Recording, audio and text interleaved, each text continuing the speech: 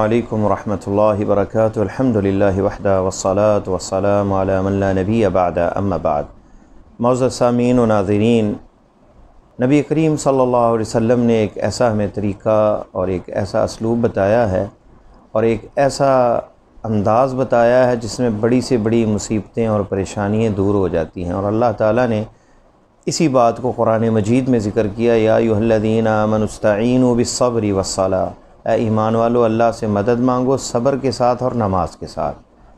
چند سال پہلے کا واقعہ، اور یہ کتابہ لا تیأس، نا امید نہ ہونا، اس کتاب میں سے لیا گیا ہے۔ اس میں ذکر کرتے ہیں کہ خاندان تھا، بڑا غریب خاندان تھا، اور ان کا ایک بچہ تھا، اور چیچک کی بیماری جو ہے اس نے اس علاقے میں ڈیرے ڈال لیے تھے، تو ان کے بچے کو چیچک ہو گیا، یہ بیماری ہوگی چیچک کی، اور والدہ بڑی پریشان ہوئی، اور ایک صبح صبر کے علاوہ کوئی چارہ نہیں تھا، اسے دیکھا کہ وہ دیواریں ٹٹول رہا ہے بچہ، گویا کہ اس کی آنکھیں بھی چلی گئیں، نابینا ہو گیا۔ نہ روئی اس کی والدہ، نہ چیخی، نہ شکوے کیے، وضو کیا، مصلے پہ کھڑی ہوئی، اس رب کو پکارا جو دنیا و آخرت کا مالک ہے، اور اس سے دعا کی، اے اللہ تو نے اس کی بصارت تو چھین لے لی، تیری نعمت تھی تو نے لے لی، لیکن اس کی بصیرت نہ چھیننا، اے اللہ اسے قرآن کا حافظ بنانا اور عالم دین بنانا۔ اس کے لیے دعائے خیر کی۔ وہ بچہ قرآن کا حافظ بنا، تربیت پائی ماں کے گود میں، اور قرآن کا حافظ بنا، اور تفسیر کی کتابیں اور حدیث کی کتابیں یاد کر کے بہت بڑا عالم بنا۔ پھر اللہ نے اس کی شادی کر دی، اس کے 4 بیٹے ہوئے، اور چاروں بیٹے قرآن کے حافظ تھے۔ تو دعا جو ہے وہ بدل دیتی ہے، اور بینا اور بصیرت والے سے بصارت والے سے یہ بصیرت والا آگے نکل گیا دعا کی برکت سے۔ تو دعا بہت بڑا مومن کا ہتھیار ہے۔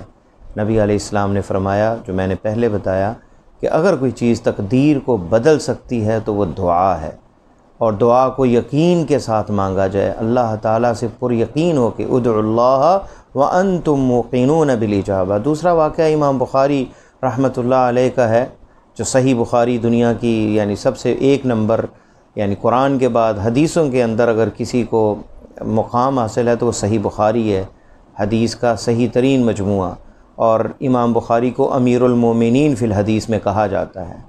ان کی زندگی کا واقعہ، بچپن میں ان کی بصارت چلی گئی، ان کی نظر چلی گئی، والدہ روئی، اللہ سے دعا مانگی، اللہ کے سامنے گریہ زاری کی، اور اللہ تعالیٰ سے دعا مانگی کہ ان کی اللہ بصارت لوٹا دے، اور خواب میں ابراہیم علیہ السلام ان کو نظر آئے، اور انہوں نے کہا کہ اللہ تعالیٰ نے تمہاری بیٹے کی نظر کو صحیح کر دیا۔ صبح اٹھیں تو بیٹا جو ہے وہ صحیح دیکھ رہا تھا، اور پھر ماں نے بچے کو وقف کر دیا اللہ کے لیے۔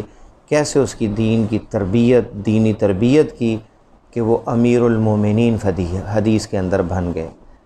تو یقیناً ماؤں کا بہت بڑا کردار ہوتا ہے، والدین کی دعائیں بچوں کے لیے کامیابی کی سیڑھی ہوتی ہیں، بلکہ کامیابی کا زیادہ سہرا والدین کو جاتا ہے کہ ان کی دعائیں شامل ہوتی ہیں، اور حدیث میں آتا ہے کہ والدین کی دعائیں جو ہیں وہ اللہ تعالیٰ اپنی اور ان کی اولاد کے حق میں قبول کرتا ہے۔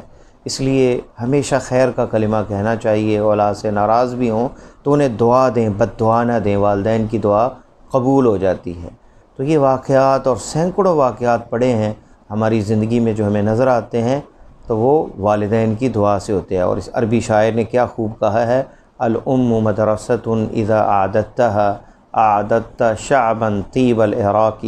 ماں ایک ایسا مدرسہ ہے، اگر اس کی تربیت صحیح ہو جائے، گویا کہ پوری قوم، نسل اور پوری شعب جو ہے وہ شاندار جو ہے وہ بن جاتی ہے، اور معاشرے کے اندر اعلیٰ مقام اور معاشرے کی ترقی و تعمیر کے اندر بہترین کردار ادا کرتی ہے۔ یہ جو واقعہ میں نے ذکر کیا تھا شروع میں، یہ واقعہ شیخ عبد المالک مجاہد حافظہ اللہ تعالیٰ، جو ریاض میں ہے دارالسلام کی، ان کی ایک کتاب ہے دعاؤں کے سنہری واقعات، اس میں انہوں نے اردو میں یہ کتاب ہے، بڑی شاندار ہے، پڑھنے والی کتاب ہے، اس میں بھی یہ واقعہ درج کیا انہوں نے، اردو زبان میں یہ کتاب ہے، سنہری واقعات، دعاؤں کی قبولیت کے سنہرے واقعات۔ تو یہ کتاب بھی پڑھنے والی ہے، اسے بھی پڑھیں آپ۔ اللہ تعالی ہمارا حامی و ناصر ہو اور دنیا آخرت آسان فرمائے۔ السلام علیکم ورحمۃ اللہ وبرکاتہ۔